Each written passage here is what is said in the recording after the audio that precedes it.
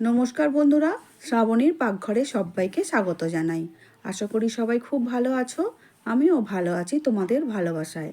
আজকে আমি যে রেসিপিটা তোমাদের সঙ্গে শেয়ার করব সেটা হচ্ছে সজনা ফুল। না আমাদের গাছের নয়, বাজার থেকেই আমার হাজব্যান্ড এনেছিলেন। বেশ অনেকটা এনেছেন, সেই জন্যই ভাবলাম শুধু এবারে আর ভাজা খাবো না, প্রত্যেকবার ভাজা খেতে খুবই ভালো লাগে। এবারে ভাবছি একটু চচ্চড়ি করলে কীরকম হয়। ফুলগুলো বেছে খুব ভালো করে পরিষ্কার করে ধুয়ে জল ঝারিয়ে নিয়েছি। কড়ার মধ্যে শুকনো লঙ্কা, তেজপাতা, অল্প তেল দিয়ে ফোড়ন দিয়ে ছোট ছোট করে কেটে রাখা আলু, বেগুন আর কড়াইশুঁটি দিয়ে খুব ভালো করে নাড়াচাড়া করে প্রথমে একটু ভেজে নেব। আমি আমার মায়ের মুখে শুনে আসছি, আর এখনও আমি ঠিক নিয়ম করেই প্রত্যেক বছর শীতের শেষের দিকে দুবার অন্তত এটা ভেজে খাওয়া বা রান্না করে খাওয়ার চেষ্টা করি, বা বাচ্চাদেরও দেবার চেষ্টা করি। মা বলেন এটা অ্যান্টিপক্সের কাজ করে। তো জানি না তোমরাও কি জানো, তাই আমারও সেটাই বিশ্বাস হয়, আর আমি এটাও মানি। খাওয়া খুব ভালো এই সিজনে বিশেষ করে। টমেটো তুলে দেবার পরে নুন আর হলুদ দিয়ে খুব ভালো করে আবারও নাড়াচাড়া করে নিচ্ছি। নিরামিষ রান্না বলে অল্প একটু চিনিও দিয়েছি। এখানে আমি অল্প একটু আদা দিয়েছি আর অল্প একটু জিরে গুঁড়ো দিচ্ছি। যেহেতু খাওয়া স্বাস্থ্যের পক্ষে ভালো, সেই জন্য এখানে বেশি তেলের ব্যবহারটা আমি করলাম না। অল্প তেলের মধ্যেই সবজিগুলো ভেজে নিলাম।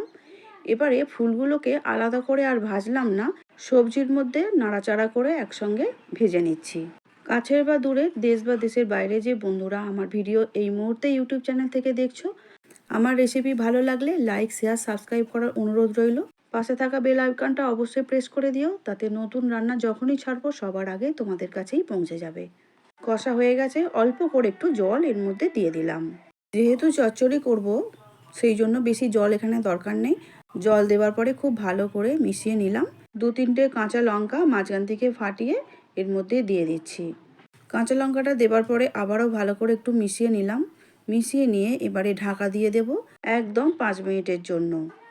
আমি যেভাবে ফুলের চচ্চড়িটা বানালাম তোমরা বাড়িতে বানিয়ে দেখতেই পারো। এই ফুলের তরকারি বা ফুল ভাজা খাওয়া সত্যিই স্বাস্থ্যের পক্ষে খুবই ভালো। চচ্চড়িটা পুরো সিদ্ধ হয়ে গেছে সবজিগুলো, আর খুন্তির সাহায্যে আমি একটু আলুগুলোকে গালিয়ে দিচ্ছি, দেখতেই পাচ্ছ। সব কিছু একটু ঘন ঘন হলে দেখতেও ভালো হয়, খেতেও খুবই ভালো লাগবে। বেগুনগুলোও ঘাঁটা ঘাঁটা হয়ে যায়, আর ফুলগুলো তো খুবই নরম।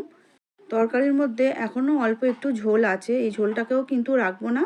নাড়াচাড়া করতে করতে চাপা না দিয়ে এই জলটাকেও একটু হাই হিটে মেরে দিতে হবে, না হলে কিন্তু খেতে ভালো হবে না। সবশেষে একটু ধনেপাতা কুচি ওপর দিক থেকে ছড়িয়ে দিলাম, এতে করে গন্ধটা আরও ভালো হয়ে যাবে।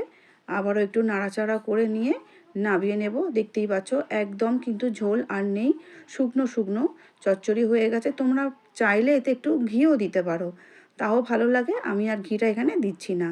একদম রেডি হয়ে গেল আমাদের সজনা ফুলের চচ্চড়ি আলু আর বেগুন দিয়ে। দেখতেই পাচ্ছ আমি একটা সার্ভিং প্লেটের মধ্যে তুলে নিচ্ছি। একদম গরম গরম এই চচ্চড়ি গরম ভাতের সঙ্গে প্রথম পাতে খেতে কিন্তু দারুণ লাগে। আলাদা করে কিছু সজনা ফুল আমি আগে থেকে ভেজে রেখেছিলাম, সেই সজনা ফুল ভাজা এই তরকারিটার ওপরে আমি ছড়িয়ে দিচ্ছি। তাতে করে খেতে আরেকটু বেশি ভালো লাগবে সেই জন্য। তাহলে চলো আজকের মতো বিদায় নিই। খুব ভালো থেকো, সুস্থ থেকো সবাই। দেখা হবে অন্য কোনো দিন অন্য ভিডিও নিয়ে। ভিডিওটি দেখার জন্য অসংখ্য ধন্যবাদ।